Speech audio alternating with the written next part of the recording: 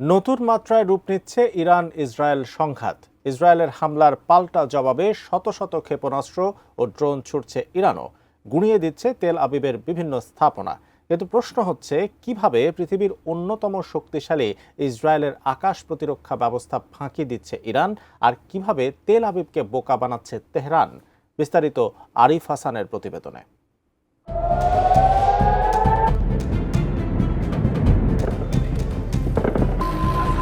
পৃথিবীর অন্যতম শক্তিশালী আকাশ প্রতিরক্ষা ব্যবস্থার অধিকারী দেশ ইসরায়েল। আয়রন ডোম থেকে শুরু করে অ্যারো 3 পর্যন্ত একাধিক স্তরের প্রতিরক্ষা বলে আবদ্ধ এই রাষ্ট্র বছরের পর বছর ধরে শত্রুর যে কোনো আকাশ হামলা ঠেকিয়ে আসছে। কিন্তু চলতি সপ্তাহে মধ্যপ্রাচ্যের কূটনৈতিক মানচিত্র পাল্টে দিয়ে ইরান দেখিয়ে দিল, প্রযুক্তি যত উন্নতই হোক, সঠিক কৌশল থাকলে তা ভেদ করা অসম্ভব নয়। ইরান পারমাণবিক অস্ত্র তৈরির পথে এগিয়ে যাচ্ছে এমন অভিযোগে শুক্রবার ভোরে নির্বিচারে হামলা চালায় ইসরায়েল। লক্ষ্যবস্তু ছিল সামরিক ঘাঁটি, পরমাণু স্থাপনা, এমনকি বেসামরিক আবাসিক এলাকাও। প্রাণ হারান অন্তত 240 জন, যাদের মধ্যে নারীর সংখ্যা 70 এবং বহু শিশুও রয়েছে। এর প্রতিশোধে ইরান রোববার রাতেই প্রায় 400 ক্ষেপণাস্ত্র ও শত শত ড্রোন ইসরায়েলের অভ্যন্তরে নিক্ষেপ করে। আকাশ জুড়ে শুরু হয় আগুনের বৃষ্টি, আহত হয় শত শত মানুষ, নিহত হয় অন্তত 24 জন। ভূগর্ভস্থ বাংকারে আশ্রয় নেয় হাজার হাজার ইসরায়েলি নাগরিক। ইসরায়েলের প্রতিরক্ষা ব্যবস্থা একটি নির্দিষ্ট সংখ্যক ইন্টারসেপ্টর ক্ষেপণাস্ত্র বহন করতে পারে। প্রথম কৌশলে ইরান সেই সীমা ছাড়িয়ে যাওয়ার মতো সংখ্যায় হামলা করেছে। প্রথমে ইসরায়েলকে বোকা বানিয়ে পাঠানো হয়েছে ছদ্ম টার্গেট বা তুলনামূলক কম গুরুত্বপূর্ণ ড্রোন, যাতে প্রতিরক্ষা ব্যবস্থা তা প্রতিহত করতে ইন্টারসেপ্টর অপচয় করে ফেলে। এরপর আঘাত এনেছে মূল ক্ষেপণাস্ত্র, অর্থাৎ কম গুরুত্বপূর্ণ রকেট লঞ্চার এবং ড্রোন ধ্বংস করতে ইসরায়েল ব্যয় করেছে কয়েক মিলিয়ন ডলারের এক একটি আয়রন ডোম এবং অ্যারো 2 ও 3 মিসাইল প্রযুক্তি।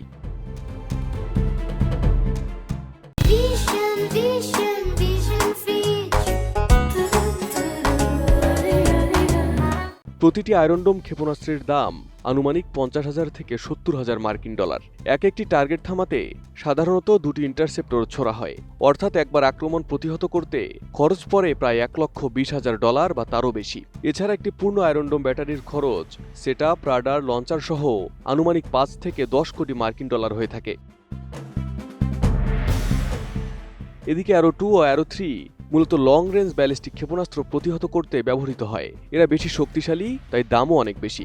অ্যারো 2 এর প্রতিটি ক্ষেপণাস্ত্রের দাম আনুমানিক 2 থেকে 3 মিলিয়ন মার্কিন ডলার এবং অ্যারো 3 এর প্রতিটি ক্ষেপণাস্ত্রের দাম আনুমানিক 3 থেকে 5 মিলিয়ন মার্কিন ডলার। অর্থাৎ ইরানের ছোড়া এক একটি কম গুরুত্বপূর্ণ মিসাইল বা ড্রোন ধ্বংস করতে মিলিয়ন মিলিয়ন ডলারের প্রযুক্তি ব্যয় করছে তেল আবিব।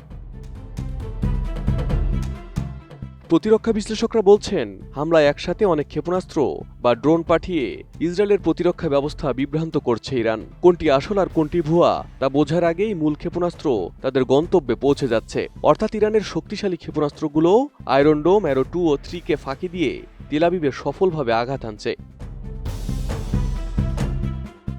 এছাড়া ইরানের কিছু ক্ষেপণাস্ত্রে স্টিলথ বা রাডার বিহারী প্রযুক্তি রয়েছে, যা ইসরায়েলের অত্যাধুনিক রাডারও শনাক্ত করতে পারছে না। ফলে প্রতিরক্ষা ব্যবস্থা কার্যকর প্রতিক্রিয়া দিতে ব্যর্থ হচ্ছে। ইরান এখন ফাতাহ 2 জাতীয় হাইপারসোনিক ক্ষেপণাস্ত্র ব্যবহার করছে, যার গতি শব্দের চেয়ে অনেক গুণ বেশি। শুধু দ্রুততাই নয়, এই ক্ষেপণাস্ত্রগুলো রাডারের চোখ এড়িয়ে জিগজ্যাগ গতিপথে ছুটতে পারে, যা আকাশ প্রতিরক্ষা ব্যবস্থার জন্য এক দুঃস্বপ্ন। এছাড়া ইরান ব্যবহার করছে হোবেইজে নামের ক্রুজ ক্ষেপণাস্ত্র। এগুলো মূলত পাইলটবিহীন বিমানের মতো নিচু দিয়ে উড়ে এসে টার্গেটে আঘাত হানে। এর ধীরগতি রাডারের চোখ ফাঁকি দেয়, ফলে অনেক সময়েই এগুলো শনাক্ত করা কঠিন হয়ে পড়ে। Arif Hasan, ATN news.